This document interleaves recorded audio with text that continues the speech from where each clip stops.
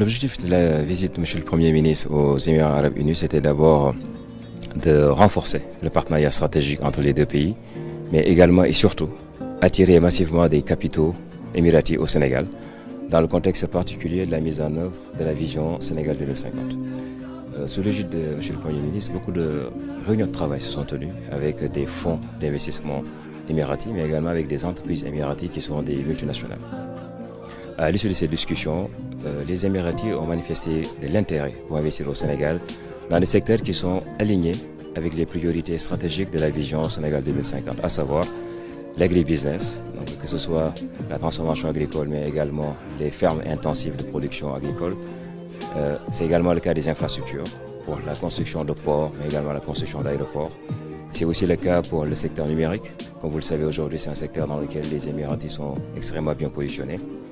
Et enfin, pour le secteur du développement urbain, donc la construction de villes nouvelles, de quartiers nouveaux ou bien de complexes immobiliers modernes et orientés vers l'avenir.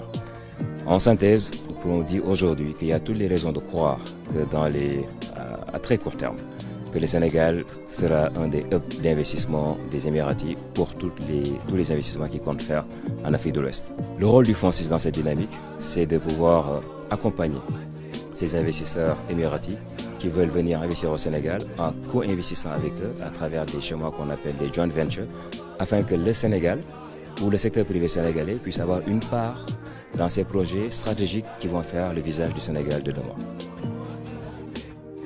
Nous pouvons noter de 2004 à 2024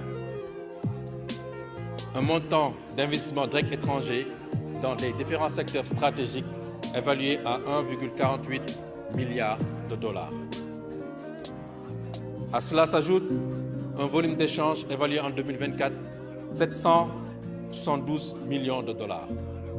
Aujourd'hui, en venant aux Émirats Arabes Unis, nous comptons porter durant les prochaines années ces volumes d'échange à plus de 1 milliard de dollars. D'abord, il faut saluer l'importante installation des entreprises émiraties au Sénégal.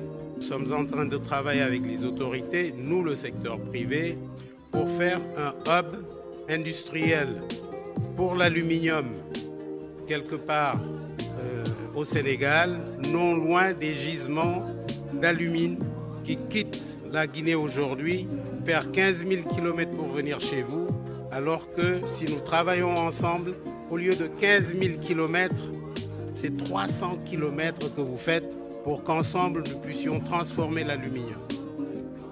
C'est ce genre d'exemples qui font que le secteur privé vous tend la main pour qu'au Sénégal, nous puissions avoir un petit Jebel Ali. Dans cette matinée d'échange avec les investisseurs, la vision Sénégal 2050, ses incitations et ses opportunités diverses ont été mises en exergue. Notre attractivité est appelée à monter en puissance. Notre ambition est de faire du Sénégal une terre d'expansion et de croissance pour les entreprises, et particulièrement pour nos partenaires émiratis. Cette ambition repose sur plusieurs piliers.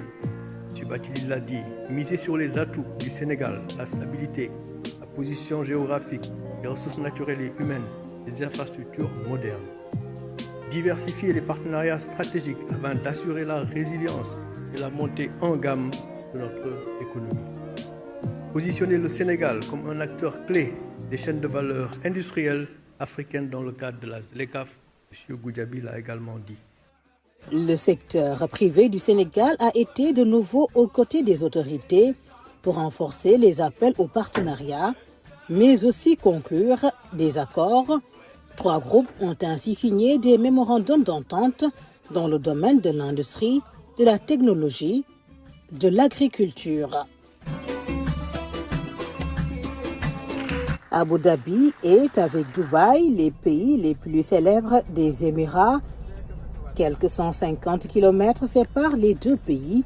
En voiture, le Premier ministre a effectué le voyage pour rencontrer à Dubaï un grand partenaire du Sénégal, DP World.